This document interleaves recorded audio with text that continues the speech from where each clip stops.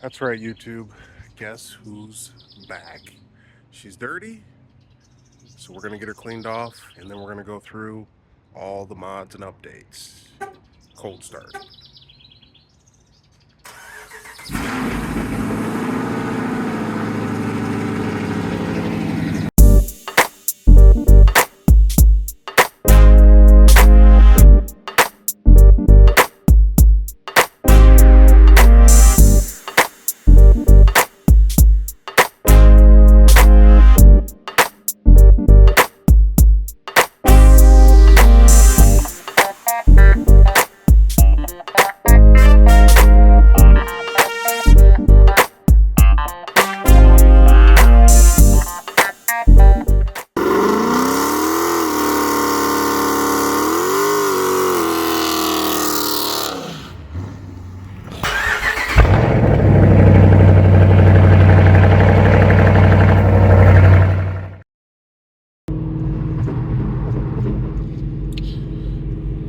Sea Dog here.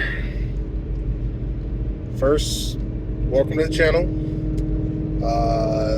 Hit the like, subscribe, notification bell,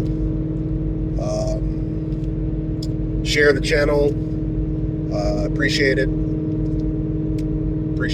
Just comments.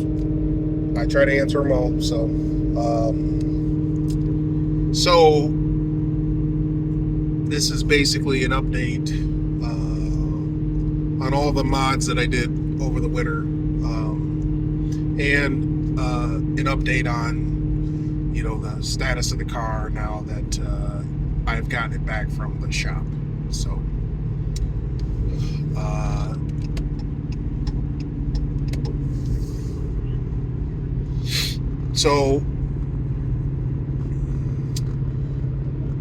the mods I've done, I'll drop and show each one of those. I'll throw them in.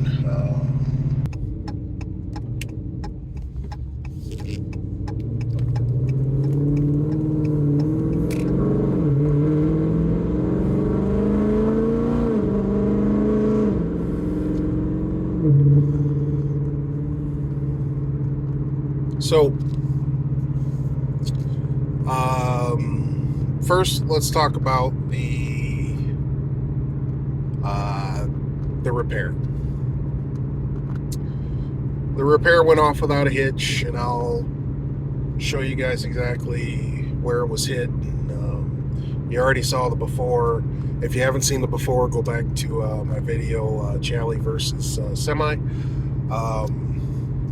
But that's the before, and the after I will show you right now.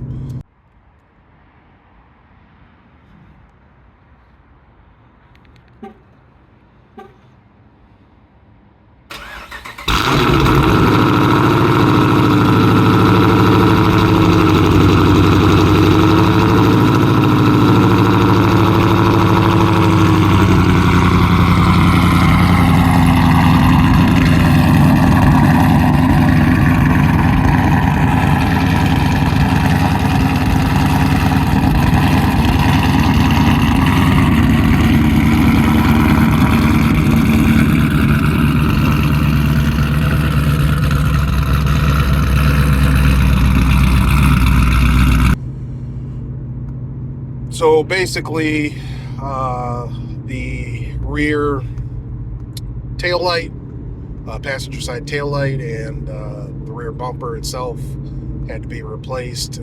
Some underneath stuff had to be done. When they got the bumper off, they did find some clips that they could not repair and some other stuff. So, of course, the bill went up. But hey, that one's not my bill. So.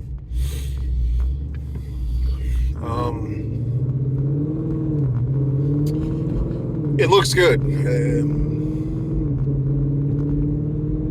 It doesn't look like it got hit. I mean, the only thing really is that since the taillight had to be replaced, there's no blackout screen on it. So I ordered some new replacement ones that'll go on both, so they'll match up. So not really an issue. Everything's good there. So I think I've moved past it. It's painful, but I think I'm okay with it. It came back as if it wasn't ever hit, so I'm gonna chalk it up to, hey, whatever. And the place I had it done didn't report to Carfax and all that other stuff. So I mean, you would never be able to tell that it had been replaced. They did a great job paint, matching, and just everything. So and I think that has to do with the fact that it wasn't like beat up, and wasn't like the rest of the car was already in pretty decent shape. So it's not like they had to make too many adjustments to make the new piece match the rest of the car. So so that's that. As far as mods, I'll go into each individual mod, but you basically had I did a catch can. I had one on the sidewall previously, but I did the one on the front of the engine. I like it a lot better. I think it looks better. So it's more of a visual thing. I already had a catch can, so I was already keeping that oil from going back into the engine, or So in the front here, or under the hood, I guess, which also needs to be clean. I wonder if when they had my car in the shop, if they had it outside, because there's moisture marks in here. Alright, well, I'll clean that. But I replaced the catch can, so the original one went under here. Was a sidewall one. I decided to do this one instead. Actually, probably should check and see if there's any oil in there. So, another one of the winter mods. So there's that, and then there's the 4-inch aluminum drive shaft with the safety loop. So I'll show you that as well. Okay, and while we're down here and we got her lifted, I hope everybody can see coming out of the old pumpkin there. That is a 4-inch one-piece aluminum drive shaft from the drive shaft shop. Went ahead and made that adjustment, and up front I'll try to get it without too much trouble, but I have a drive shaft safety loop installed as well. So the 4-inch drive shaft, one piece, and the safety loop is up there. So it's all in place, ready for the track. And hard to get a real good look at it, but there is the safety loop. It just brackets down right above where that connects to the drive shaft, so that if the drive shaft itself fell out, it would not torpedo the car. So, and sorry, you know how these cars are, everything's a tight fit. So there you go.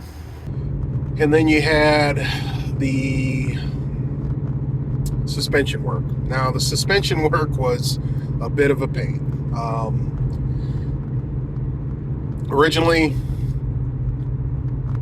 I was just going to get rid of the weird squat that I think all Challengers, if you put oversized tires, 315s are not meant to go on the back of Challengers, but you can make that adjustment. It all depends on what look you like. So either way, they were wearing on the inside of the tires. So that meant that the majority of my grip was the inside of my tires. It wasn't really dispersed throughout the tire. It wasn't all rubber on the road. So first thing I did was I tried to just have the upper control arms, which were adjustable, and I attempted to do those only just to see, because in my sheet it looked like it was just my camber, just was needed to be adjusted. Well, you can't on these Challengers, you really can't adjust them too much. So I went ahead and got adjustable ones installed. I installed them, and then I took them to get the alignment. I took them a couple of times. They'd make the adjustment. They'd say, this is as far as I can do it. For some reason, they wouldn't take the tire off. This was Bell tire. And, eventually they got it dialed in to where everything was green. But then the toe was weird. It was awful. So they said the only way we can do adjustments on the toe now are if you get the adjustable lower control arms. So I was like, well, I want it aligned perfect. That means that the rubber's hitting the road the way it's supposed to. It doesn't have that weird squat. There's even wear, all that fun stuff. So I went and got the lower control arms, and then I took it back to them, and they adjusted a couple of times and told me, well, this is as far as we can take it, a couple different times. And finally I just got annoyed with them and finally just took it to another place. And the other place had it for 3 hours, and bam, we're done. We're good. Everything's perfect in alignment. It feels like it. I actually can, obviously you can roast the tires at pretty much any speed in these, but for actually being able to take off, it's not that bad. It actually grips on these street tires, so a little better than it did before, and that's obviously because the majority of the rubber's on the road. So, and while we're down here, I can show you some suspension changes. So that's the lower arm. That lower arm controls your toe. That there. And then, I don't know, can we see the upper arm from here? Well, you see the shocks. And then, maybe it's better to see on this side. Sorry, keep moving you around.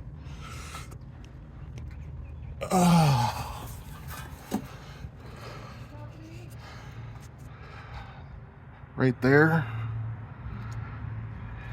you can see behind the spring, there's the upper arm, and that controls the camber. So that comes across up top up here. So with these cars, there is no actual camber adjustment, well, very minimal from the factory. So you have to get these adjustable arms basically to get it done. But you see, I did a pretty good job matching up the color here, but for the lower arm, actually the lower arm and the upper arm are the same color. It's more of a darker red, where the other suspension parts are bright red. So I don't know how easy it is to see.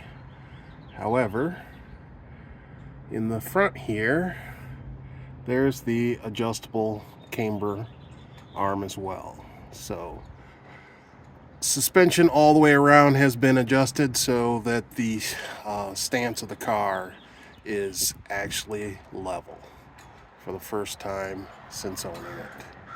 So no more interior wear on those tires, and all the rubber to the road.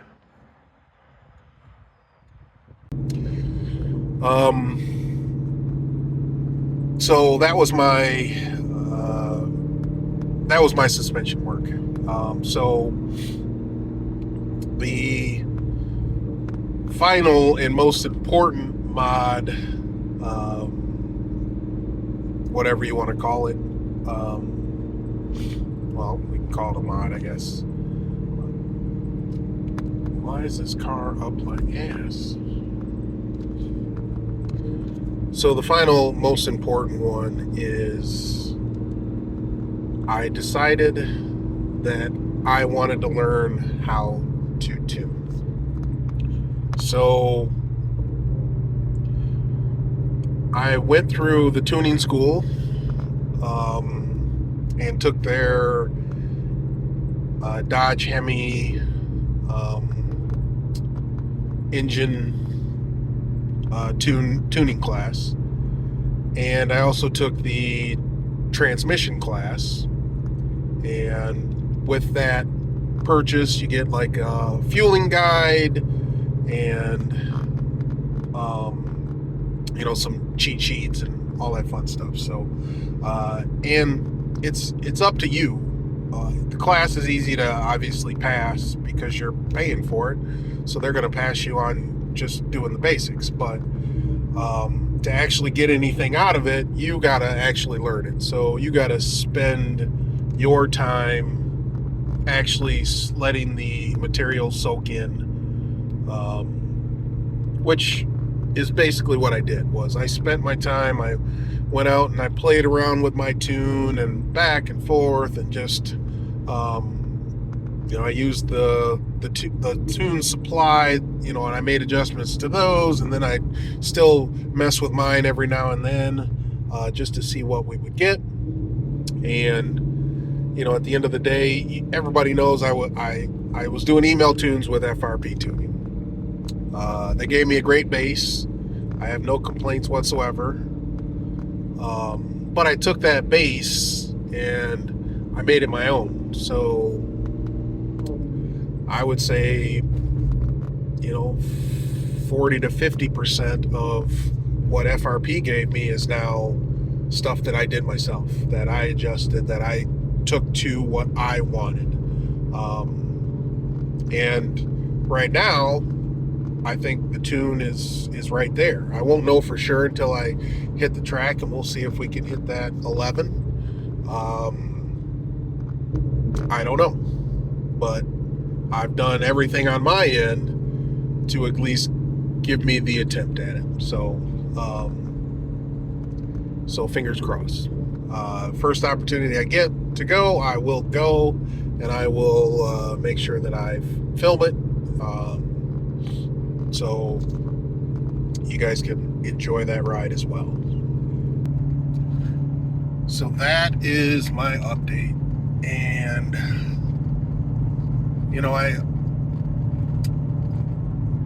I appreciate everybody for stopping in.